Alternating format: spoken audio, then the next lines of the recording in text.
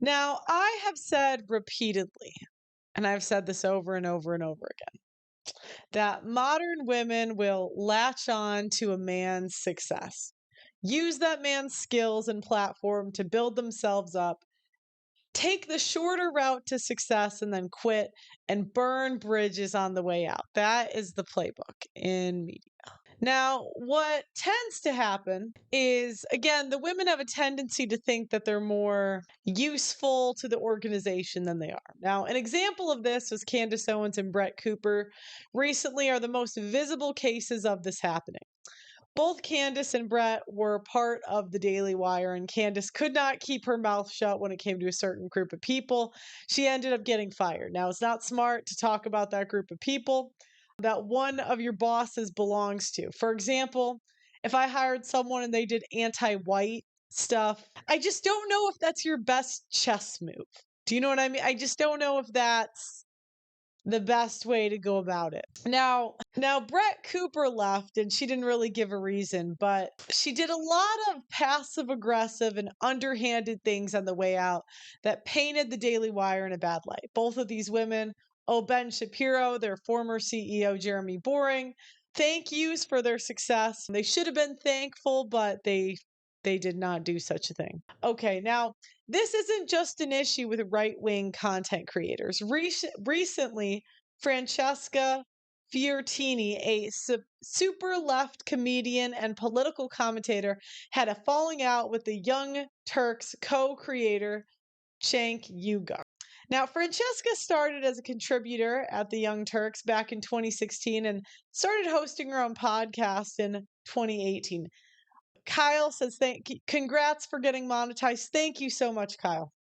Now, this is another case where a woman wouldn't be where she was if it wasn't for a man's hard work. Another case is Pixie Destiny situation. Pixie was obviously blowing Destiny for clout. She thought it was her hard work, but really she was just clout farming. And then now she's suing him for leaking her nudes. Her tape.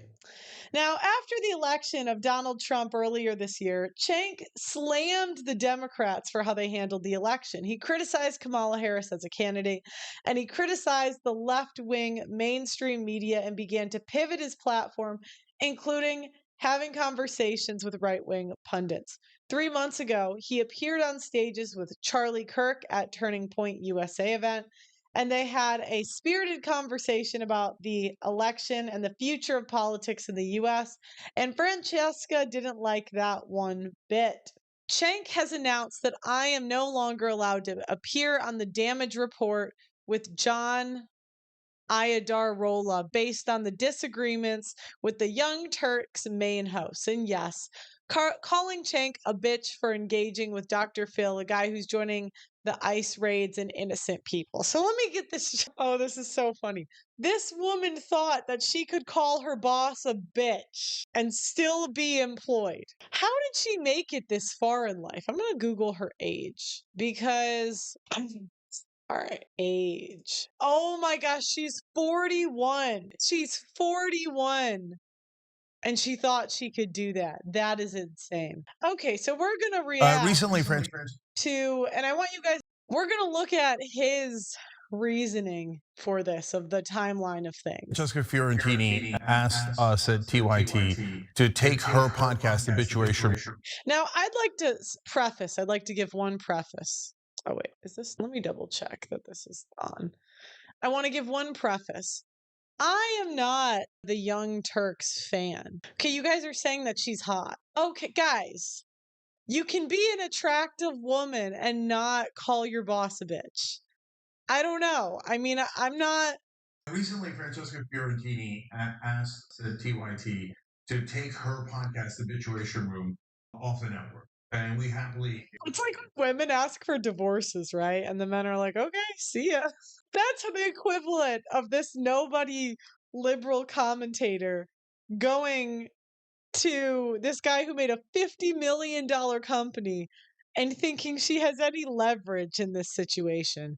And today, further. And I'm going to take Francesca off the network entirely. This is so funny.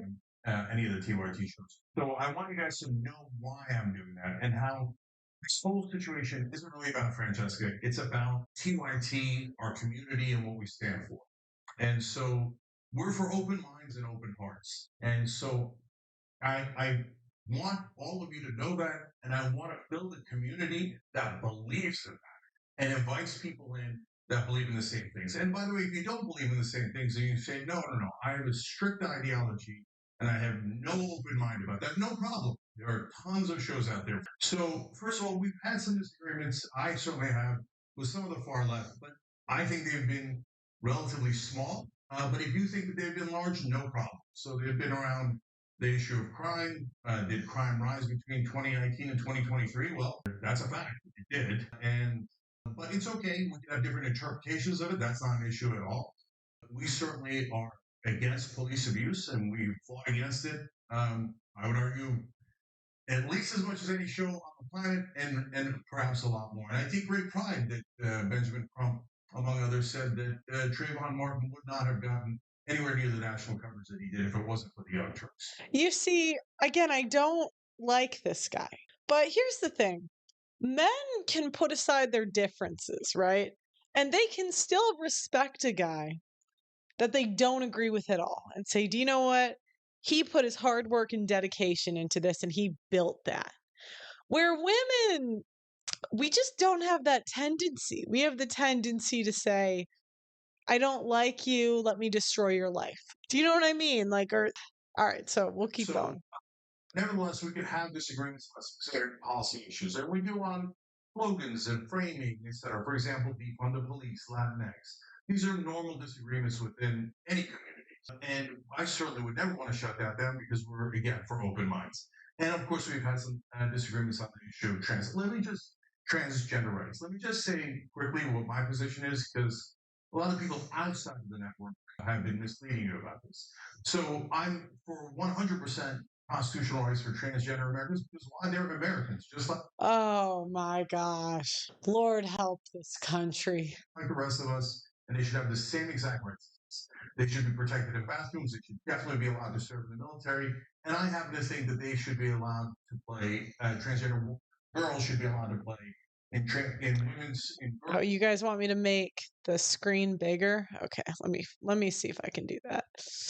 Let's see. Disagreement, but that's again not the issue here. I think what the issue is when others, among the issues, is when others say only my opinion is the correct one, the moral one. Everyone who disagrees with me is unintelligent, immoral, collaborator, etc. Well, we'll get to the specifics on Francesca in a second. I'm saying that generally.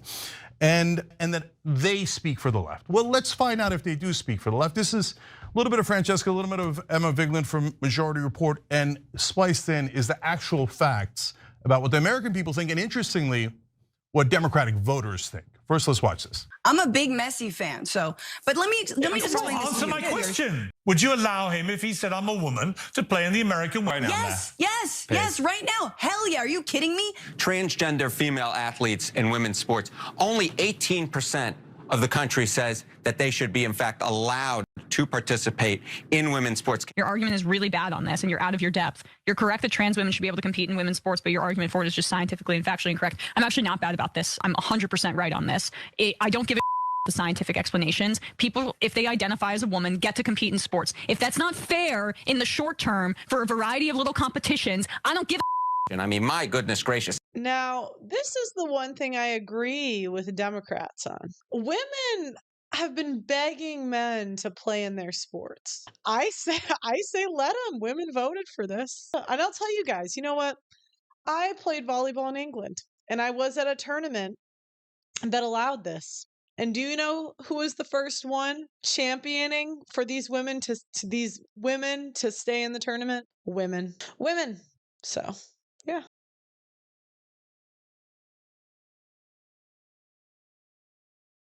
79%. You rarely get 79% of the country to agree on anything. Because the societal interest of including trans people in society trumps stupid competition. Full stop. So I'm right about this. You're wrong about this. You'd let Lionel Messi play in the women's national football team and destroy Hell yeah, women's football welcome. forever. You'd let Usain it'd be Bolt. very difficult Hang on, to get a ticket, which would suck. I want to do a little checklist here. You'd let Usain Bolt compete as a sprinter in the American women's Olympic team? Yes. Okay. You would Yes. let Floyd Mayweather compete as a boxer in the women's American boxing Yeah. team? Opposing them in women's sports. You get 67% of Democrats, so 2/3 there. You get 64% of independents, so you get about 2/3 there. So I'm right about this. You're wrong about this. Okay, generally speaking, if you want to say that you're right about something, sure, everybody has their own opinions and it's their opinions. That's why they think that they're right.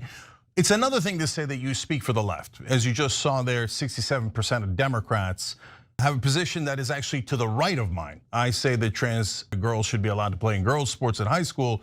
67% of Democrats say no, not allowed in any women's sports. So I'll work on my Democratic brothers and sisters, and I'll try to get them to my position on that. Nothing wrong with disagreements. And if Emma, Francesca, and others can convince 79% of the nation that is opposed to that to come over to that side, fantastic, happy to have it, okay? So I think where the issue comes in is when things get personal. So we got 3 rules, generally speaking, on air here at TYT that are relatively bright lines. So one is, and I say relative, I'll explain that in a second. One is no lying, 2 is no threats of physical violence, and number 3 is don't denigrate personally the other hosts in the network over and over and over again. And I say relatively bright lines because it should be relatively easy to follow, but I get that people have disagreements about, hey, what's a lie? You know, are what they say about crime stats a lie or not? No, I'm not gonna nitpick that. And we get into heated debates from time to time, me and Ben Glebe in the past, me, Ben Mankiewicz, me, Michael Schur, etc. And I love those debates. And somebody might cross a line and say something they shouldn't have, but we usually hug it out.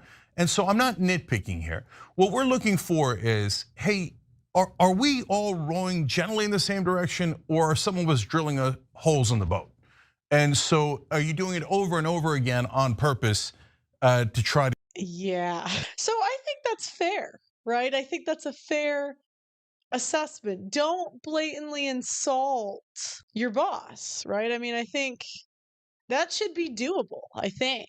Can she do it? Create an issue, or even if you're not trying to do it, you are creating an issue by constantly attacking our own. And I have applied this 2 other times, which I'll tell you about in a minute. This all started, unfortunately, when I went on Francesca's show and we had what seemed like a normal conversation and debate about this issue until it made a turn. And this is part of the turn. Let me show you. I'm reminded of the book by, I think his name is Michael Schneider, on tyranny. And he wrote, it's like 20 lessons from the 20th century about authoritarianism and fascism. And one of the things that has come to mind when you say, my strategy will protect us, is he has this chapter, I'm gonna bring it up, the first part of it, called Do Not Obey in Advance. And he writes, most of the power of authoritarianism is freely given. In times like these, individuals think ahead about what a more repressive government will want and then offer themselves without being asked. A citizen who adapts in this way is teaching power what it can do. In other words, you don't have to do the sort of crackdown on the left around speech because I'm gonna do it for you, or you don't have to come to me. Cracking down. Again, you're misstating it. I'm doing the exact opposite. You're cracking down by saying, Cenk, you're out of bounds, so you should stop with your stupid opinion. So and because you're implicating me. I can't believe that a guy who I used to admire and who I thought had a lot of fight is trying to scratch the back of people who absolutely would never do the same for them. So we just spent an hour and a half me explaining how I'm not scratching their back. I'm trying to get But I can show you with us on things we believe in and we've always believed in. And So this is a female commentator saying she wants him to give conservatives the silent treatment. And it's just crazy to me that his employee, thinks she has a better strategy than the boss. Yeah. scratching their back. At least the trains will run on time. The train's running on time, presumably a reference to Germany. I'm the collaborator, and I'm. So they don't just call us Nazis, they call each other Nazis. Oh, they just eat themselves, yeah. scratching the right wing's back by having my opinion. The opinion I've always had, an opinion I've had for years, and you guys have seen for years on the show. But if you don't agree with Francesca in that particular case and some other folks in the extreme left, well, you're not allowed to have that opinion. That is immoral by definition. And how dare you disagree with them? That makes you a right winger, a collaborator, et cetera. But if you say, hey, Cenk, look, I know that she's quoting someone, collaborating with an authoritarian government and saying that that's what you're doing and you're helping the right wing. And that she's not open to the idea of, hey, maybe there's a different strategy and a different opinion on this that gets us the same result protecting trans folks or whichever topic we're talking about. Okay, if you're not, and at that point, I certainly hadn't done anything. I think that was, I didn't appreciate that, but that's okay. We kept going and she's been on the network since. Then she started to do more and more and more, and it got more and more personal. So after that discussion, this happened. I like that we can both be very Mediterranean about it and get like super mad, but then rein it in and be cool and then be like, yeah, we're just gonna yell and then we're gonna be fine and then we're gonna get over it. So that's the kind of beer I like to have. Yes, thank you. 2 days later. I mean, I have my own thoughts on like why he's doing it. I think.